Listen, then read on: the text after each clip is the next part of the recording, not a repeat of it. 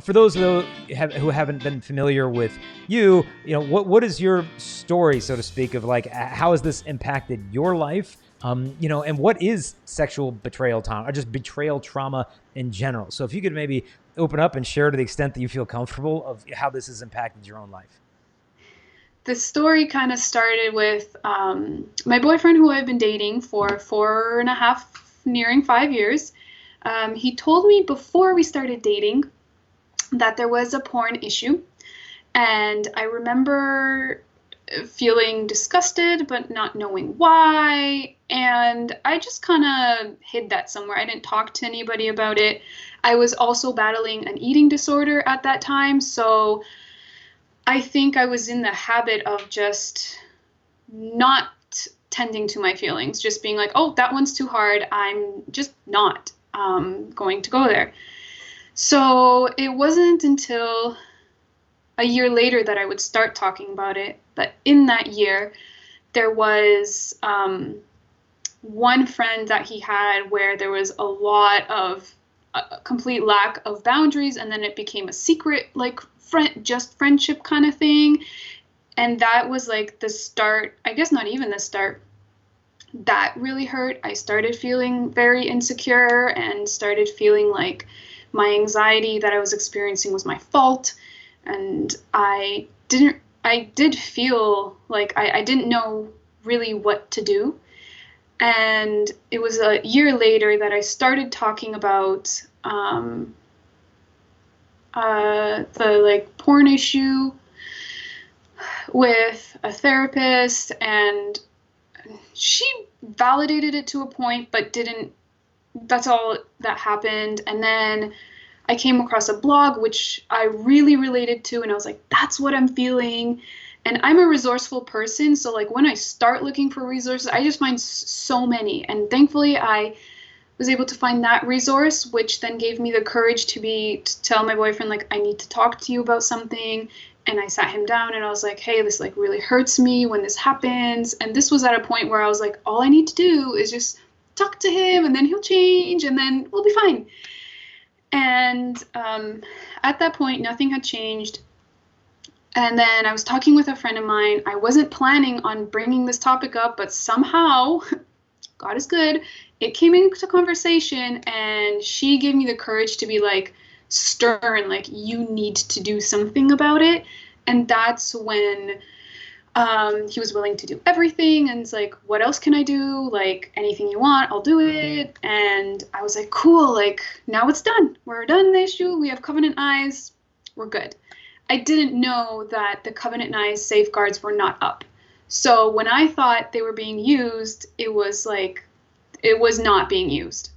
For the next like year, it was like either no safeguards or like some safeguards with a loophole. So, and during this time, I was having like nightmares of like my boyfriend being physically engaged with other women. And I was like, why is this happening? I don't understand. He told me about one relapse to try to make me think that it's just only been one, but it was daily things going on. So that happened. And the last, I guess, he eventually got into SA, which is Sexaholics Anonymous. And that was the start of him not acting out sexually, which is like not using like the websites he would use before, and not engaging in masturbation. So yeah, and I think that's about the time I found like a 12-step group, and I was trying that. And I found women, which was nice to just find other women in the same thing. But it was also kind of horrifying to hear how big sex addiction is and how bad it gets when it's not taken seriously. And just seeing these ordinary women and hearing their stories, and I'm like, if I saw these women walking down the street, I would never guess like what they're experiencing. So I found some community there, but it didn't really help me. And I found that the group that my boyfriend was in didn't encourage him to be like as honest as he needs to be in this space, but he says that he would recommend it to people who are just starting off. I don't really have anything good to say about it.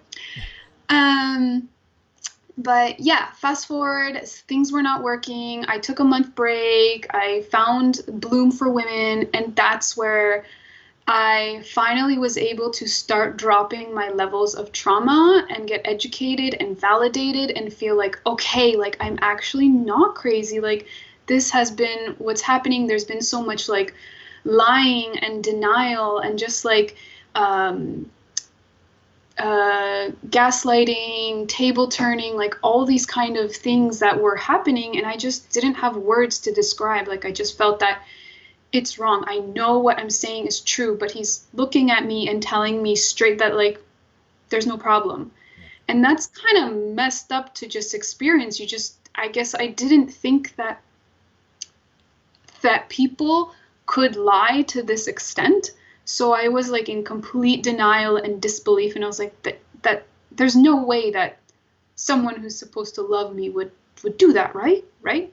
But addiction is quite the demon. So yeah, that's what I found happens.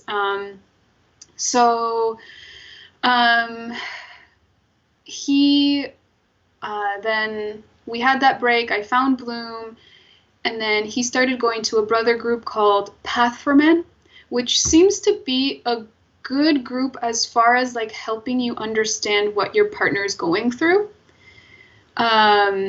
So that seems to be like a plus for them. And then we went through this process called a disclosure, which is when usually it's like a therapeutic disclosure, and then the partner discloses everything that's been happening. And then following, there's like an impact letter and things like that. And I could clarify that what these things are later. And so I had 19 pages of questions typed up, and just like these things that were just ruminating in my mind for like all those years of like, what is going on? I don't understand. And so he answered them all. And that was quite the lengthy process. We didn't do it with a therapist, which I don't know, everyone does recommend to do it with a therapist. We didn't. But yeah, it was quite a lot to take in. And it started with like his childhood to now, so that I can see the bigger picture. Mm-hmm.